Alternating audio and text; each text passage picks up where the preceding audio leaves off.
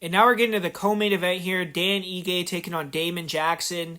Two guys that are going in different directions. Dan Ige, he had his come up a couple years ago. He got into the top 10. He beat Edson Barbosa. And then it kind of came crashing down. He lost to Calvin Kattar. He had some other losses recently where he's came up short against some of the best guys in the weight class. And now 2023 is going to have to be a comeback year for him after a 3-fight losing streak going 0-3 in 2022. And Damon Jackson's on a 4-fight win streak. He's coming off a big upset win where he front kick knocked out Pat Sabatini early in the fight.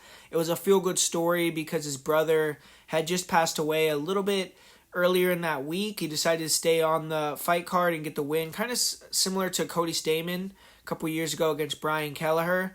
And I'm not trying to say the same thing is going to happen to Damon Jackson, but sometimes when you have those family tragedies, man, you could will up that one night and get the win when all the pressure's on, but then once you have to go back and deal with all the pieces and everything to try to win again or get your life back is what's a little harder. And we saw Stamann have some setbacks after that victory and after that fight in the UFC, but hopefully Damon Jackson has got himself 100% mentally, and he's going to fight to his full capabilities here.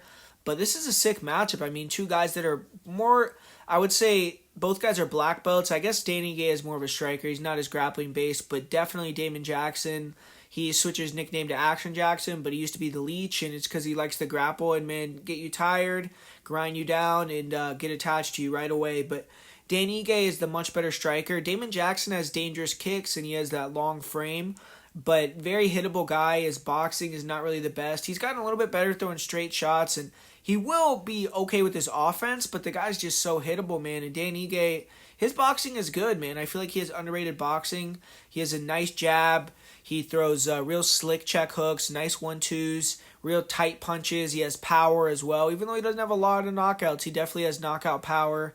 And he's gotten better with his takedown defense recently. He showed that against Movsar Evloev. He showed his get-up game improved against Evloev as well.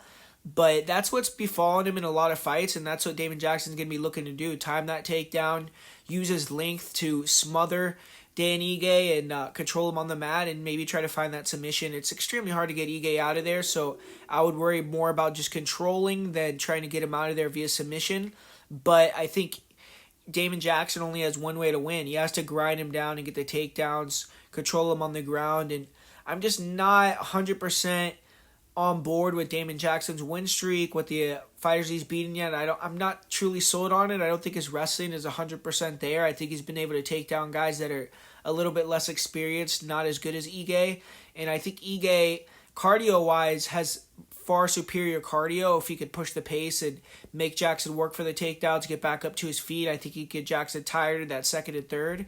So Ige, I feel like, has more ways to win. I feel like Damon Jackson, he's been knocked out in some of his losses, and I could see him getting knocked out again here. I just think Ige is going to be able to start to get the beat on Damon Jackson on the feet, try to start to control the distance a little bit better, and Jackson's going to struggle to get the takedowns. I don't think he's just going to be able to go in there and take down Ige at will, and I think Ige is going to knock him out here. So I'm going to go with Dan Ige via second round KO, and I feel like Dan Ige winning inside the distance or winning by knockout is actually a pretty decent bet here.